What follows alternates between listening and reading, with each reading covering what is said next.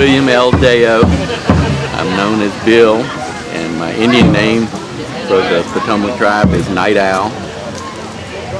I'm the tribal historian of the Patawomeck, or the Patawomeck tribe as it's properly called. I was born in the city of Fredericksburg in the very old Mary Washington Hospital on Sophia Street. Now that's condominiums. When I was growing up, my family kept close ties with Stafford because my mother was born there and had many relatives that were still there. And I went to visit them frequently, and in the summers I spent time with my great aunt Maggie Newton Robertson, who had a farm there on White Oak Road, and she took me around to see a lot of the relatives and showed me some historic family sites.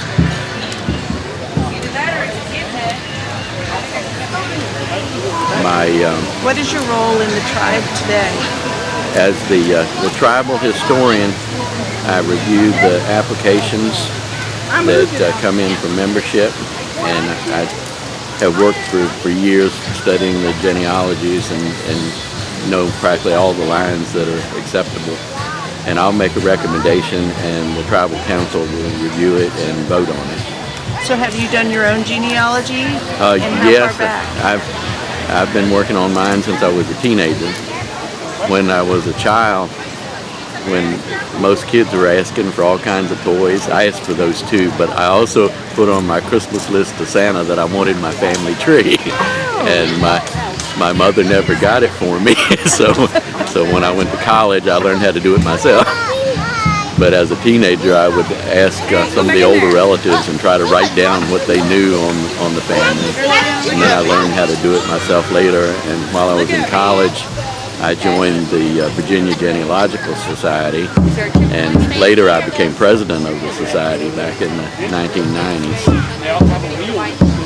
And I had a good teacher. My mother's had a friend, George H.S. King, who was the area genealogist, and he knew a lot about my family too and shared some records with me, and he taught me the ropes of how to trace your ancestry. So are you descended from any important personages, or? Well, the Indian lines are the most abundant on my mother's side, and she's a direct descendant of Pocahontas through her Indian husband, Cocoa. And I descend from Cornelius Dabney, the personal interpreter to the Queen of Pamunkey through my father.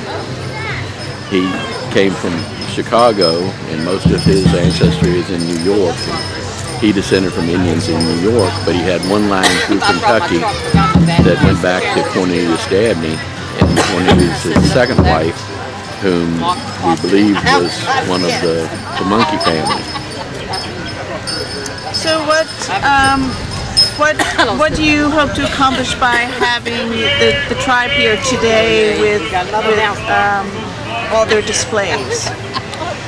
We're hoping to teach people what the history of the tribe actually was and how they influenced the settlement of Jamestown to survive.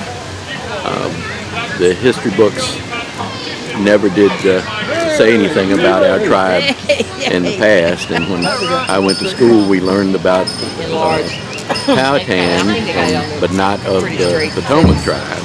And it was the Patawomeck tribe that didn't turn their backs on the settlers like Powhatan did, and helped them to survive, providing them with corn and other substances.